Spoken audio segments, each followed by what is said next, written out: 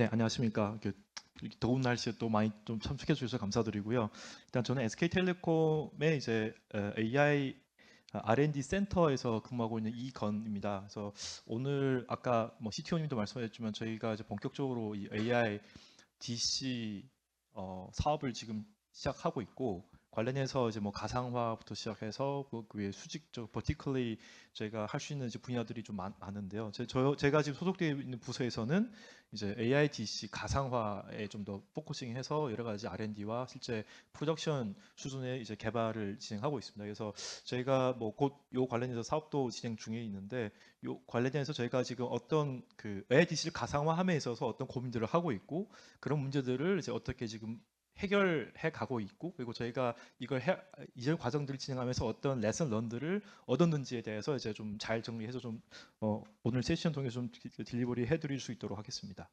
그래서 일단 뭐 목차 이런 것 바로 이제 저희는 이제 핵심으로 그냥 들어가는데요. 이게 실제 AI DC라 하면은 아까 뭐그 이동 결정도 설명해 주셨지만 트래디셔널 DC랑 AI DC의 차이가 분명 있고요. 그래서 뭐 장표에 좀 그린 것 딱 보면은 이게 AI DC의 모습입니다. 이게 실제 일반적인 트래디셔널 DC 같은 경우에는 CPU가 사실 컴퓨팅의 중심이 돼서 제가 일반적으로 뭐 네트워크라든가 인프라를 구성을 많이 하게 되는데 AI DC에서의 주인공은 GPU입니다. GPU 혹은 NPU 같은 이제 이런 그 고속의 컴퓨팅할 수 있는 장치들이 되겠고요. 그렇다면은 이런 GPU들을 얼마나 빠르게 효율적으로 연결해가지고 컴퓨팅을 하면서의 바틀렉을 최대한 줄여서 이제 효율을 높일 것인가가 사실 이 AIDC 인프라를 구성 또는 이 환경에서 저희가 가상화를 하면서의 사실 핵심이라고 보시면 됩니다. 그래서 대부분 사실 뭐 보면 서버 하나에 보통 CPU는 뭐 보통 하나 정도 들어가죠. 소켓 두 개. 근데 일반적으로 요즘에 엔비디아가 생산하고 있는 이런 서버들은 GPU가 8장이 기본으로 꽂힌 채로 출시가 많이 되고 있고 그럼 이런 것들을 어떻게 저희가 빠르게 연결해가지고 여기에서 이제 AI 학습이라든가 뭐 추론 이런 워크로드를 돌릴 것인가 사실 저희가 지금 포커싱하고 있는 핵심인데요.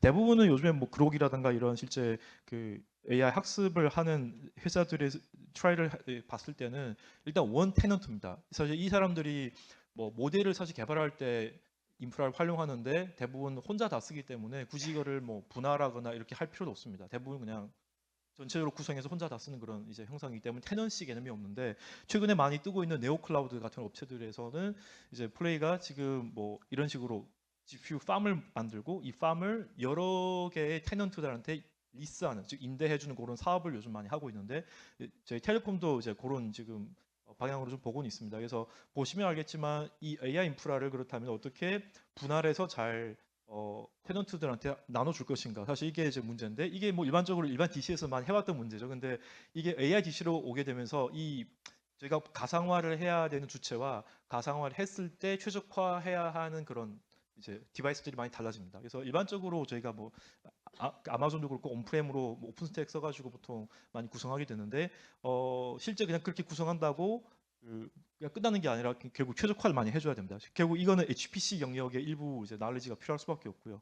그래서 기본적으로 AIGC에서 가상화를 하면서 집중을 봐야 될 문제가 뭐냐면 첫 번째 이 서버 한 대 보면은 여러 개의 GPU가 꽂히고 이 GPU들이 보시면 그 위에 쪽에 있는 리프 스위치와 연결될 뿐만 아니라 GPU들끼리도 그 서버 내에는 MV 스위치라고 하는 고속의 그 스위치 장치와 다 연결되어 있습니다. 그래서 일반적으로 서버 한 대를 임대받아 가지고 뭐 모델 트레이닝 한다 그러면 이제 GPU들끼리의 통신은 외부 스위치를 거치지 않고 전부 다 MV 스위치를 거쳐서 통신이 되고 이거는 이제 일반 스위치 대비 수십 배 이상 더 빠릅니다. 그래서 뒤에 제가 좀 더 수치 같은 거 보여드릴 거고요. 그리고 그래서 가상화를 한다 했을 때 이 MV 스위치가 만들어준 MV 링크라고 하는 고속 링크에 대한 가상화를 먼저 해줘야 됩니다. 이거는 그냥 단순 오픈스택 설치해서 뭐 서버를 가상화하면 이게 될 거라고 생각하시면 안 되고 다 한 땀 한 땀 이거 일단 최적화 해줘야 되고요.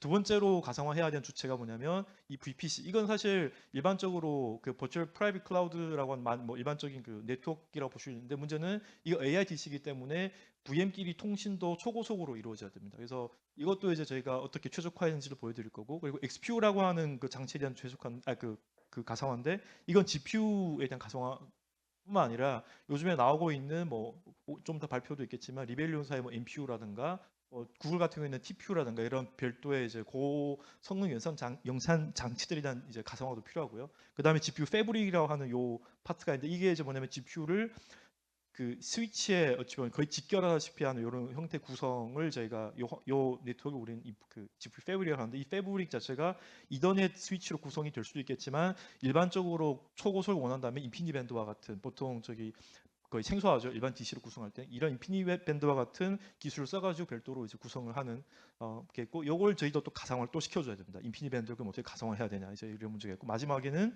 결국에는 이제 이런 것들 다 아울러서 스토리지도 필요한데 스토리지도 이제 일반 그 소프트웨어 디파인 스토리지만 가지고는 안 되고 아까 그 AWS에서 설명한 것 같이 러스터와 같은 병렬 파일 시스템을 기반으로 한 초고속 AI 스토리지를 빠르게 이제 GPU와 통신을 할 수 있도록 별도의 패스를 또 뚫어줘야 됩니다. 그래서 이거를 저희가 스토리지 패브릭이라고 하는데 이것도 같이 이제 가상화하고 최적화를 해줘야지만 전반적으로 이제 엔드투엔드 가상화 최적화가 같이 이루어진다. 근데 여기서 하나만 빠지더라도 실제적으로 전반적인 성능이 떨어지기 때문에 통합적으로 다 가상화를 시키고 최적화를 해줘야 됩니다. 그래서 유스 케이스 보게 되면 좀 이따 이제 설명을 드릴 이제 텐에서 하는 GPU 하나를 이제 여러 개의 테넌트가 임대받아서 분할해서 사용하는 케이스가 있겠고 두 번째는 여러 개의 이제 GPU를 하나의 VM에 패스로 시켜서 이제 뭔가 사용하는 케이스가 있겠고 그리고 이제 이게 일반적으로 LLM 할 때 많이 보는 케이스인데 그냥 GPU를 이제 수십 개, 예를 들면 16개, 그러니까 8의 배수로 임대받아서 쓰는 케이스. 이런 경우에 이제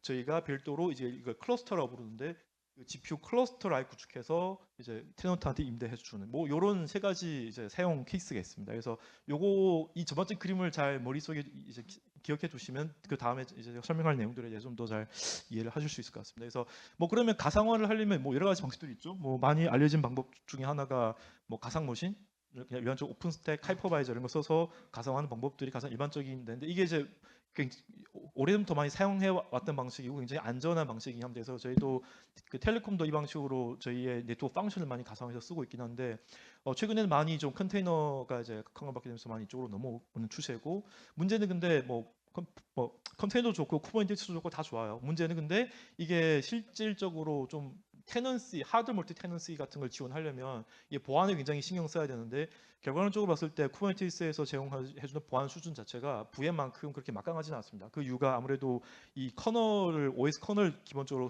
그 컨테이너들이 다 쉐어링 하다 보니까 혹시나 악의적인 접근이 컨테이너에서부터 있었다 하면은 이제 이게 전반적으로 커널이 뚫린 순간 전반적으로 다른 그 테넌시에도 영향을 줄 수밖에 없어요. 그래서 결과론적으로 저희가 채택한 아키텍처는 요 세 번째입니다. 즉 컨테너라이즈드 VM이라고 하는 건데 이게 뭐냐면 VM이긴 한데 결국에는 이제 VM의 장점과 그 쿠버네티스의 장점을 두루두루 다 뭔가 섞어서 쓰고 싶다는 게 사실 저희의 그 생각이었습니다. 그래서 쿠버네티스 요즘 보면 대부분 다 쿠버네티스 베이스로 요즘 많이 가고 있죠. 근데 문제는 쿠버네티스는 결국 컨테이너밖에 못 띄우잖아요. 근데 저희는 이걸 좀 더 고도화해가지고 컨테이너를, 그러니까 하이퍼바이저를 컨테이너라이즈해서 이걸 이용해서 다시 VM을 띄우는 이런 이제 플레이를 했고요. 이게 기본적으로 큐볼트라고 하는 이제 이런 오픈 소스 기반으로 제가 개발을 진행을 해왔습니다. 그래서 이렇게 되게 되면 결국 보다 유연하면서 보안이 좀 강화된 형태로 저희가 이제 이런 자원들을 GPU VM을 이제 테넌트한테 임대해 줄 수 있는 상황이 된 거죠. 다만 이랬을 때 문제는 뭐냐? VM을 쓴다는 건 말 그대로 성능을 좀 일부 포기해야 됩니다. 말 그대로 커널이 이제 이렇게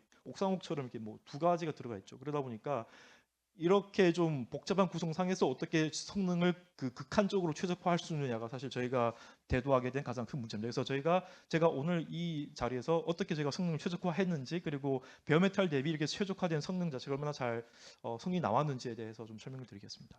그래서 그 저희가 이거를 이제 솔루션화했고요. 그래서 페더스 AI 클라우드라고 하는 이제 솔루션을 저희가 결국 만들었고 사실 뭐 벤더에서 만든 솔루션 저희도 제가 사서 써도 되는데 이게 보니까 뭐 이게 이런 GPU에 특화된 AI에 특화된 가상화 솔루션이 그렇게 많지는 않더라고요. 찾아보니까 그러니까 엔드투엔드로 다 최적화된 솔루션은 없었고 그리고 이런 사업을 하는 업체들 뭐 네오클라우드 업체들 있잖아요. 뭐 코어비브나 뭐 니비우스라든가 아니면 뭐 람다 이런 그 사업자들은 자체적으로 솔루션을 만들어서 쓰고 있었습니다. 그래서 이런 솔루션을 저희가 시중에서 뭔가 구할 수 있는 솔루션이 없어서 저희가 직접 만들었고 제가 옛날에 5G 가성할 때부터 이제 많이 써왔던 기술들을 총 다 집합시켜서 이제 이런 솔루션을 만들어 보시면 됩니다. 그래서 기본적으로 아까 말씀드렸다시피 쿠버네티스와 큐볼트가 베이스 프레임워크가 되고 그 위에 이제 저희가 다양한 이제 이런 컨테이너나 VM들을 올려서 사용하는 그런 형태가 되겠습니다. 그래서 저희는 뭐 엔비디아나 뭐 인텔이나 AMD나 가리지 않고 다 가상화를 지원하고 있고 최근에는 이제 리벨론사에서 만든 아톰과 같은 NPU 특수 목적 NPU도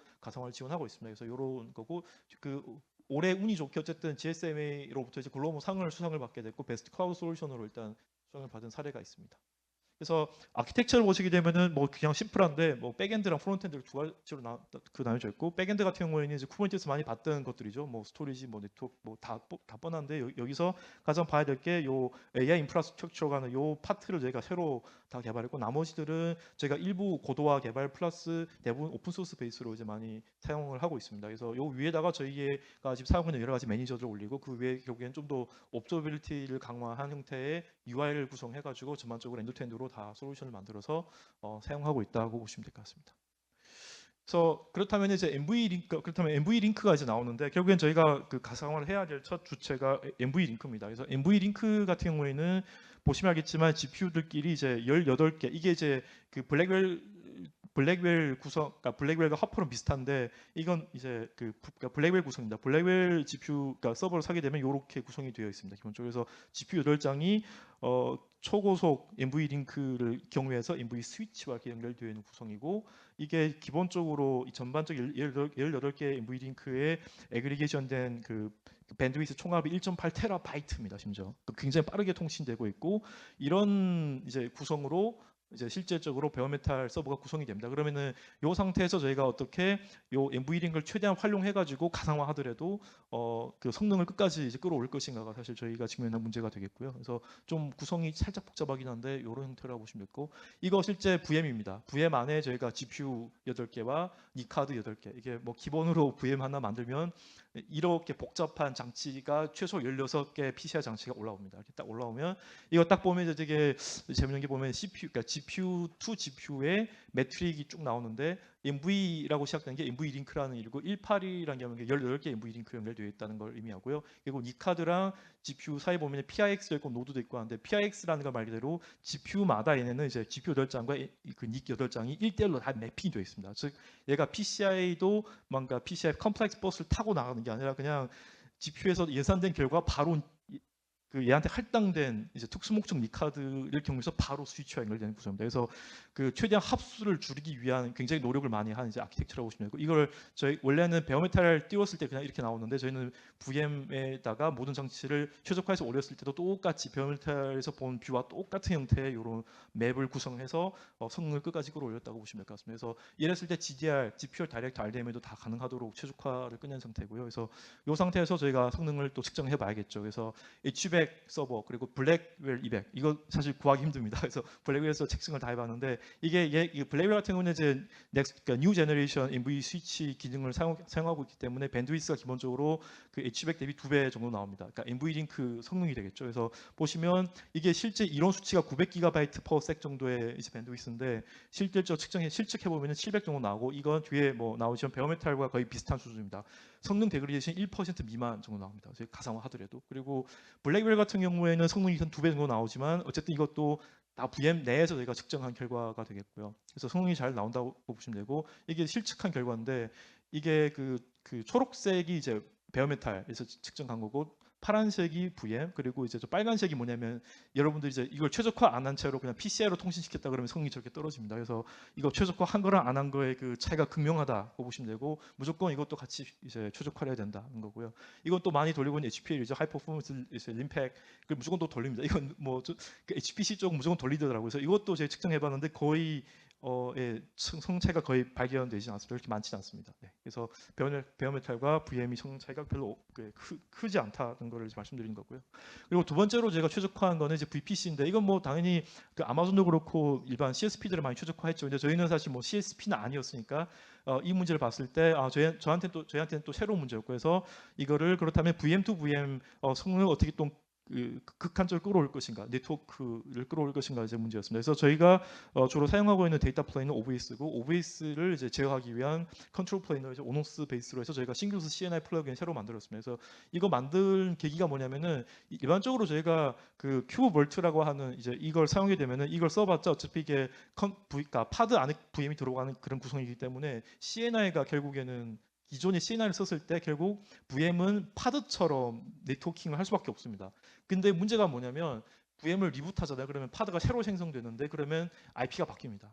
이제 결국에는 이제 우리가 오픈스택 뉴트로에서 썼던 그 일련의 그 VPC 모델을 아예 사용할 수 없습니다. 큐버트 그대로 썼을 때. 그래서 그 큐버트에 좀 더 최적화된, 좀 데디케이션된 이제 CNI를 제가 만들었고 이게 이제 싱글스 CNI입니다. 그래서 보시면 알겠지만 뉴트론이 하는 그 이제 기능들을 전부 다 하지만 우리는 CNI 베이스고 이걸 쿠버네티스에 올려서 저희는 기본적으로 사용하고 있다고 보시면 되고 여기서 최적화한 포인트는 뭐냐면 여기 보면은 이제 스마트 닉이나 DPU의 풀 오프로딩을 지원해가지고 이를테면은 패키지를 오게 되면은 더 이상 커널을 거쳐서 뭐 따로 올라가서 처리되는 게 아니라 그냥 니에서 다 처리돼서 나갑니다. 이제 이게 약간 AWS의 니트로가 하는 그런 것과 비슷한 거라고 보시면 될 것 같습니다. 그래서 이런 형태로 최적화했고 이거는 심지어 저희가 오픈 소스로 이제 오픈을 일부 해놓은 상태라서 관심 있으시면 이제 쓰시면 될 것 같습니다.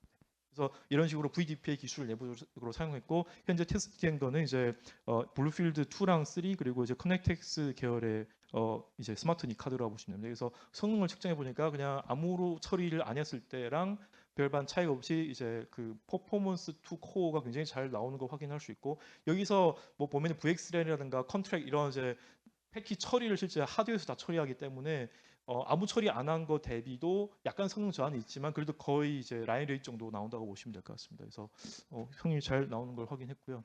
그리고 이제 GPU 패브릭에 대한 가상화까지 넘어가야 되는데 GPU 패브릭 같은 경우에는 아까 말씀드렸다시피 인피니밴드, 뭐 락키 V2와 같은 이제 초고속 네트워킹을 이제 GPU 패브릭으로 좀 많이 사용을 하게 되죠. 그래서 이랬을 때 또 문제가 뭐였냐면은 저희가 이더넷 같은 경우에는 뭐 VLAN이나 VXLAN이나 이런 뭐 그러니까 그걸 아이솔레이션 하는 메커님들이 되게 많은데 인피니밴드는 사실 저희도 되게 생소했거든요. 저희가 원래부터 HPC를 많이 하던 그런 그 조직이 아니기 때문에 제가 그러면은 인피니밴드로 GPU들을 묶었을 때 이걸 어떻게 제가 클라우드에서 이제 이거를 분할한 방식과 유사하게 테넌시별로 아예 트래픽이 겹치지 않도록 잘 분할할 것인가가 사실 저희가 직면한 문제였고요. 그래서 찾아보면은 이런 것들이 있습니다. UFM이라고 하는 Unified Fabric Manager가 있고 그 사이 그 안에 서브넷 매니저라고 하는 별도 대목이 도는데 결국 얘네가 파티션 키라고 하는 우리 치면은 VLAN 아이디와 비슷한 형태로 이 키를 가지고 아예 인피니밴드 네트워크 자체로 분할을 할 수 있습니다. 그래서 이렇게 분할하게 되면은 테넌시별로 이제 서로 다른 파티션 키를 가지고 네트워크 분할해서 주게 되면은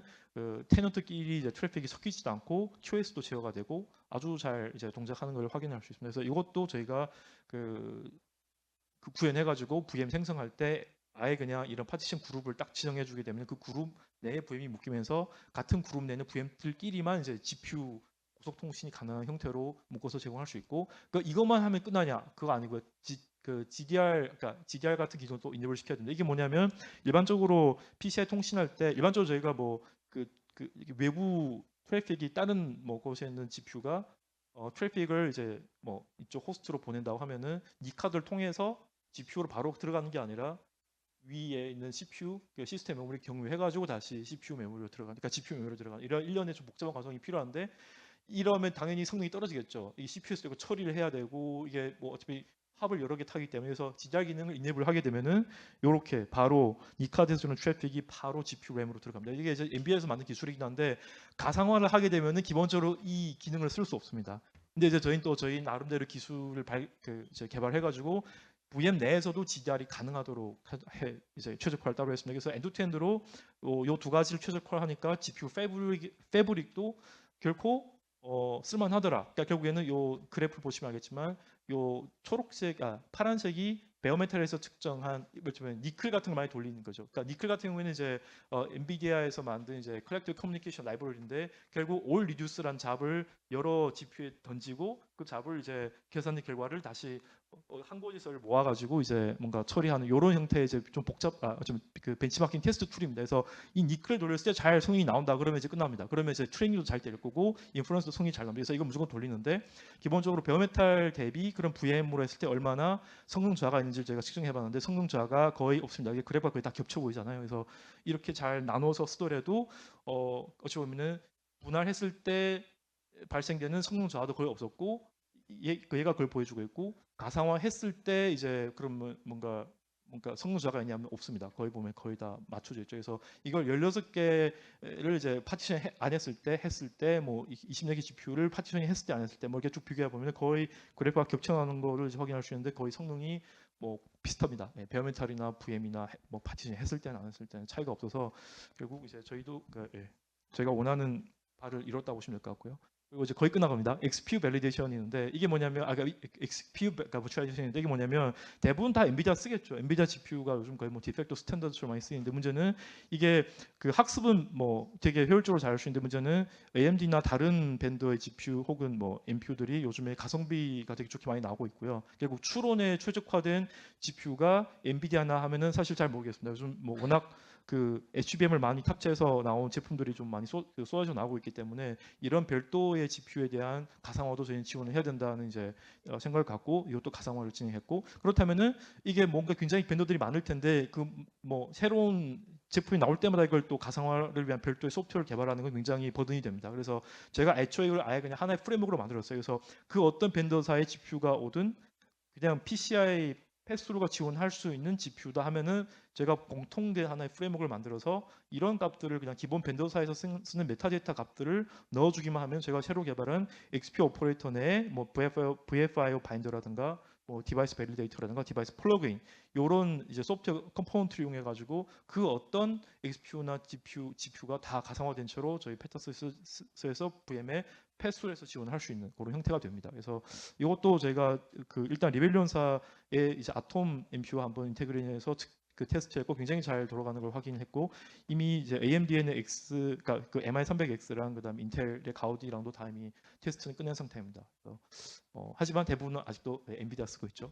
그리고 AI 스토리지도 굉장히 중요한데 이거 사실 이 웍은 저희가 DDN과 같이 이제 진행한 웍이고요. 기본적으로 DDN과 뭐 여러 AI 스토리지 있지만 CSI 기반의 그 연동도 지원하지만 이렇게 했을 때 뭐 보시면 딱 알겠지만 이 하이퍼바이저 레이어를 건너뛸 수가 없습니다. QEMU를 다 거쳐서 이제 그 스토리지 IO를 처리하다 보니까 성능이 많이 떨어집니다. 그래서 저희가 시도했던 방법은 그냥 바로 그거 다 건너뛰고 VM 안에 실제 이제 스토리지랑 통신할 수 있는 모든 라이브러리와 실제 그 클라이언트를 직접 다 설치해가지고 그 네트워크 저거다 버추얼 펑션을 이용해가지고 직접 외부 스토리지와 통신하는 그런 형태의 최적화를 진행했습니다. 그래서 이 TCP도 느리다고 해서 그냥 RDMA 방식으로 해서 이제 심지어 게스트 커널 스테도 다 건너뛰고 호스트 커널 스테도 다 건너뛰고 그냥 거의 직결하다시피 이제 해서 AI 스토리지와 이제 연동을 시도했고 DDN과 이제 연동을 시도한 결과 이게 이제 200기가빗/s의 HDR 인피니밴드 스위치에서 저희가 테스트한 건데 이게 VM에서 측정합니다. VM에서 측정한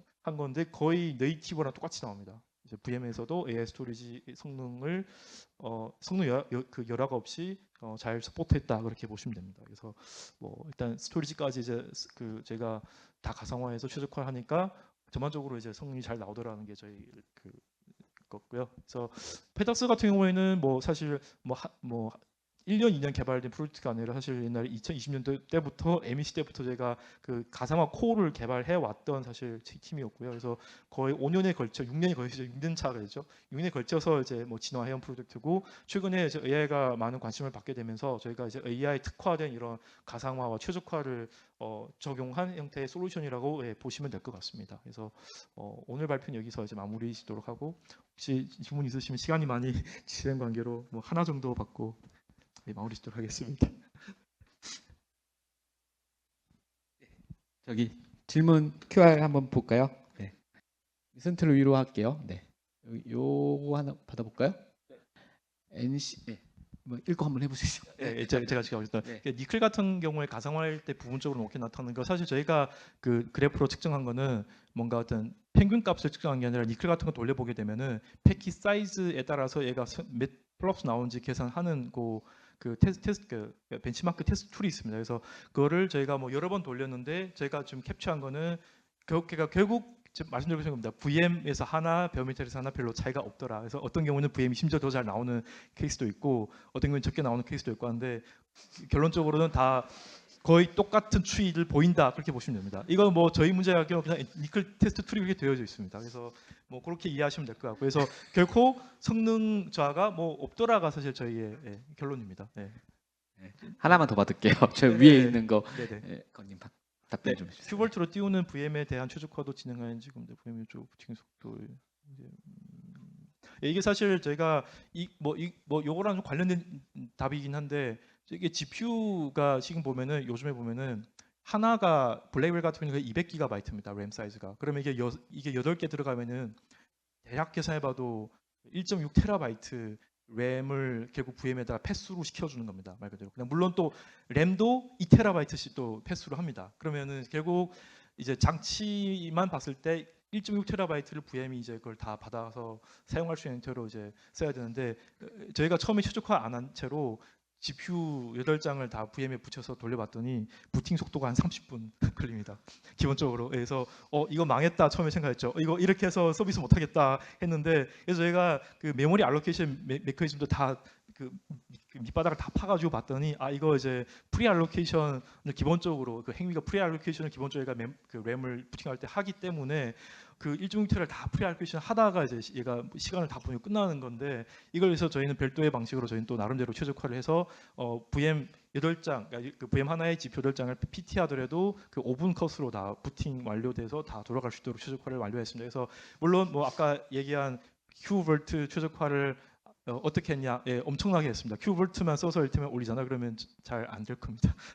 이거 저희 뭐 Q볼트도 그 소스도 다 저희 내부적으로 바꾸고 Q볼트 이외에 최적화해야 될 포인트들이 되게 많거든요. 그래서 이거 다 저희가 엔드투엔드를 진행한 이제 리서치 워크라고 보시면 될 것 같습니다. 네, 너무 어려워서 죄송합니다. 네, 여기까지. 네, 시간 관계상 요 정도만 받고 다음 이제 세션으로 넘어가겠습니다. 저희 박수 감사합니다.